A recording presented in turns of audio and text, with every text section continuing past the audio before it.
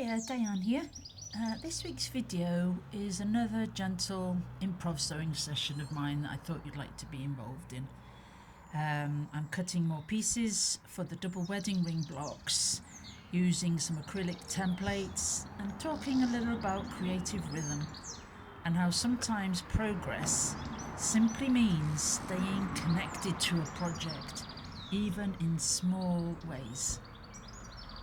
Do also show that I did finish the patchwork table runners for my daughter's wedding, managing to fit that sewing in around everyday life, dog grooming trips, tired evenings and everything else that still needs doing, and after that last video where I spoke honestly about disappointment and creative routine, I wanted this one to feel quieter, even more like real life.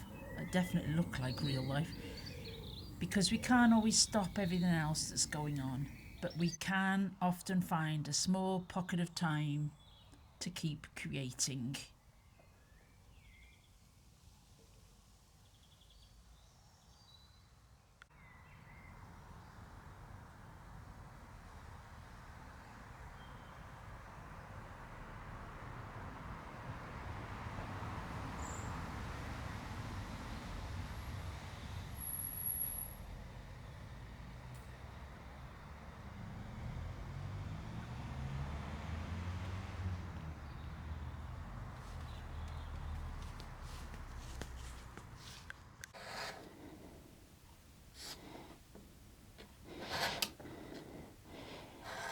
There we go. Today's video is all about me taking my 1% of the day to progress my double wedding ring quilt for my daughter and her husband to be. They get married next month. Yeah, and so what I'm cutting are loads of these. Come on, focus. It's not going to behave, is it?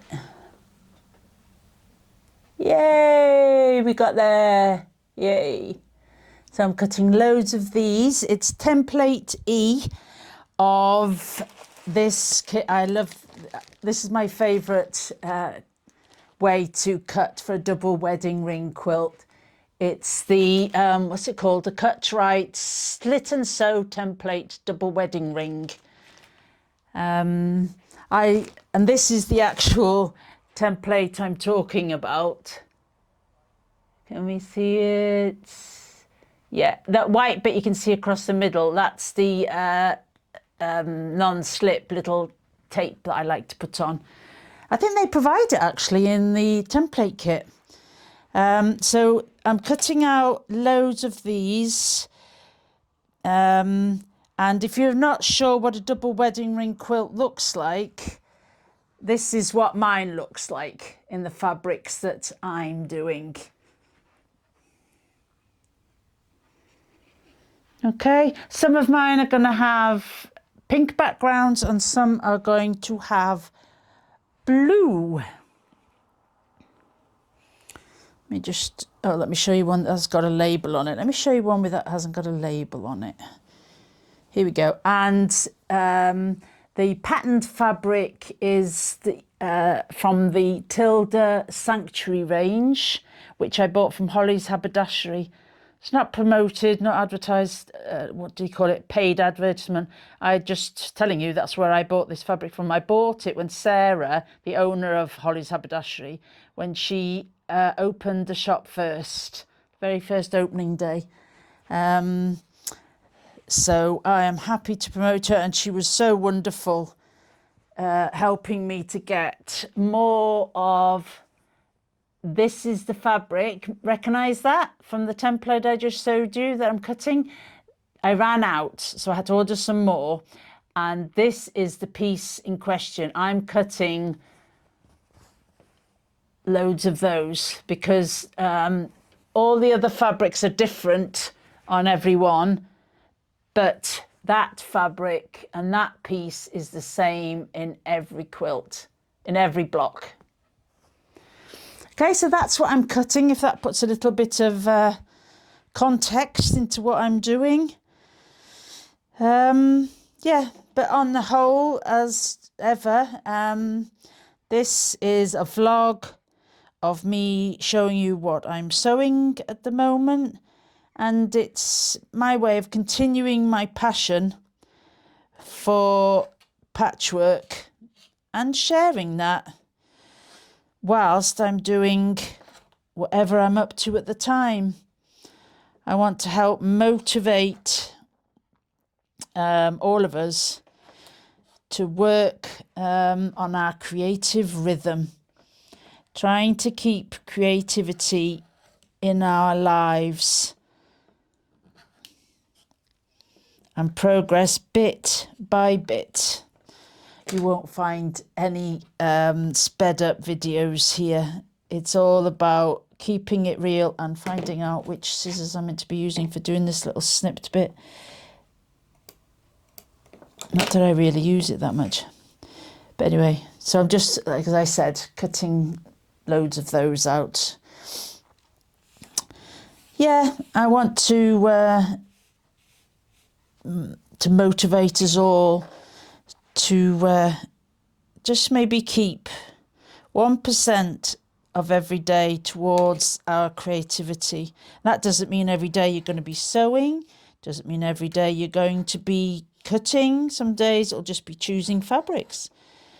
But it's an idea, I forget who I heard it from now, but I really love it because 1% of your day is only about 15 minutes. And it's a really good way of keeping momentum so we keep creativity in our lives, because it can be so easy to abandon our creativity for everybody else's needs. As women, we get pulled left, right and centre, don't we, to everybody else's things, and then we find that our own interests are left by the wayside. You know, whatever your interests are, whether it might be hockey, it might be going to the gym, it might be horse riding, whatever. But in our case, it's patchwork and quilting that we love doing, isn't it? But it can prove difficult for us to keep our creativity in our lives because of all those other demands on our time. But we can choose to have at least 15 minutes, 1% of our day, to make progress on our projects. Now, today, this has taken me a lot longer than 1%, because of course I'm busy filming and I've got to set up all of that and get the lights and all of the rest of it. As you can see, I haven't bothered having any lippy or doing my hair. Again, I'd rather just keep it real. I mean, when we sew, we don't probably get makeup on and, you know, make sure we look our best and everything. We just crack on as best we can, especially if you're having to steal your time from your day. You know, you're not going to worry about what you look like, are you, to do it? You just want to be able to get on with it and achieve as much as you can. But yeah, on the other hand, achieving as much as you can is great, but also you want to feel good about it. Our creativity time is about us getting back to ourselves, isn't it? Remembering, gosh, we're in this world. We want it to be fulfilling for ourselves in many ways. And for me, and for you, maybe, our creativity is very important. So finding just a little bit of time to do tiny steps helps keep the momentum going, the creative rhythm. Because no sooner do you find you haven't sewn for a day, and then before you know it, it's 3 days. And then, oh, what do you know? It's been 2 weeks and I haven't done a thing on my project. I haven't been sewing or doing anything with my projects in that time. And that's where we get disillusioned and get out of the habit. And then it's even harder to get back into the swing of things, isn't it? We all know what that's like. So that's what these videos are for. They get my projects moving along, especially this one, like I say, because it's got to be done. Well, it hasn't got to be done. It could do with being done by the wedding, which is in June. But I'm not optimistic of that. Like I say, with life and everything else going on, it might not happen. But you know what? I feel good that I'm making as much progress as I can. I'm trying my best. If you did watch my last video, I'll put a little photo in here now to show you that I did finish those table runners. I shared just another quiet video of me working through some disappointment about having to suspend my online patchwork membership, and just trimming those threads really helped. And yeah, so I did finish them. Thank you for asking. They were done and it really did help. And now I'm on to this now. This double wedding ring quilt. Oh, and actually talking of this fabric that I'm cutting, I think I said to you that it's the from the Tilda Sanctuary range, and it's called Daisy Dream. This is the tan colourway. There's also a green one. Now I had to order some more because I'm not following an exact pattern. I'm just following the instructions as such in here. Now the instructions are just showing you how to cut the pieces for the double wedding ring block.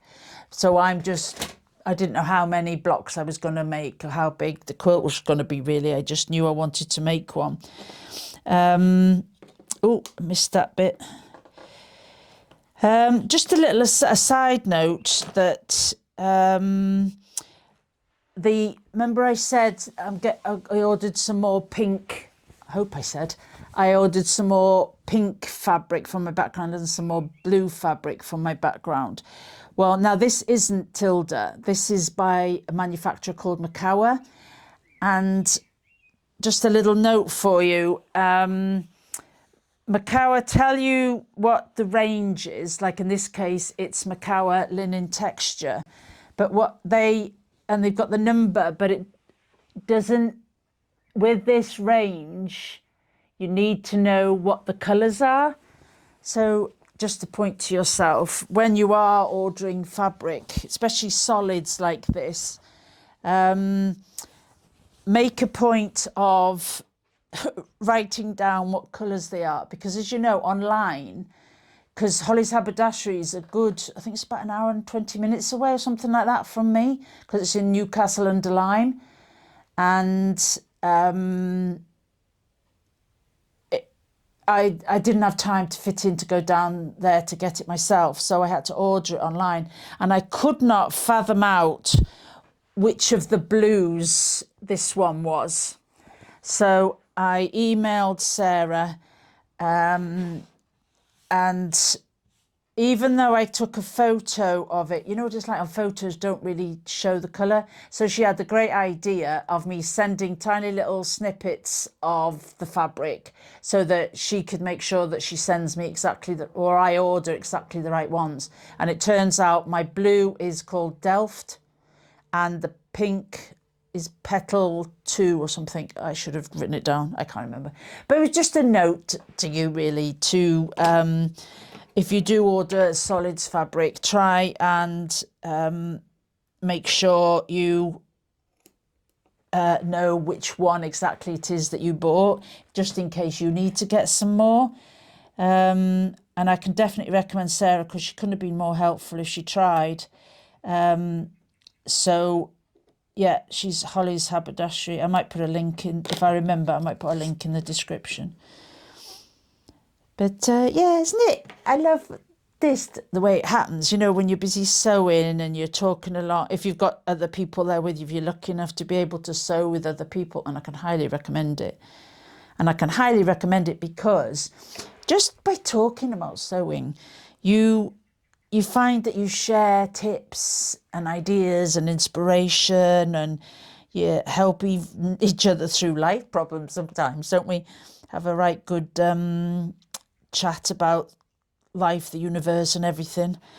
Yeah, just whilst we're still, like I am, getting on with our projects, and yet we just relax into it, and we're maybe a little bit better at talking, maybe through things. Oh, got this too far away from the edge. We're maybe better at talking through issues because we're focusing quite a bit on what we're sewing or cutting or whatever part of the project we're doing. And then we just find we're just chatting away almost mindlessly. But like I say, my videos aren't tutorials, but I can't help but just, as I'm talking through what I'm sewing, ends up giving you tips and hints and inspiration. Right, I'm nearly done. Only got this last bit that was on the fold. So can I get another one out of it? Oh, yes. Oh, by the skin of my teeth. Oh, I might stop and take a photo of that. Actually, do you want to, I'll show you me taking a photo of it. I'll use my phone because you've got to see how tight this is. But the other cut I did, I managed to get it fairly easily into one width of fabric. Oh, that's the one I want. That's what I want to show. Hopefully that you can see. It is pretty tight, but you know what? I think I am going to get away with it. I can't do it without a shadow.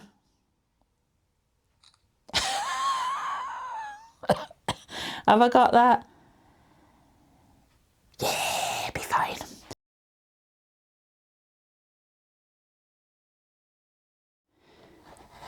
There we go. I'm going to cut it. Right, there we go. And I will use that little point in ending my cutting as my way of ending this little video. Hope you've enjoyed it. And even, do you know what? Sometimes I have to include my 1% of my time will be like watching sewing videos on YouTube. So even if this video has been part of your 1% of your creating time today, I hope you've enjoyed it and it's done the job. And who knows, tomorrow you might find another way of spending your 1% on your creativity. So I will leave you with the thought of me going to sew some more of these tomorrow. There's no more happening tonight. It's I'm too tired now. But I will leave you this and go and find your joy.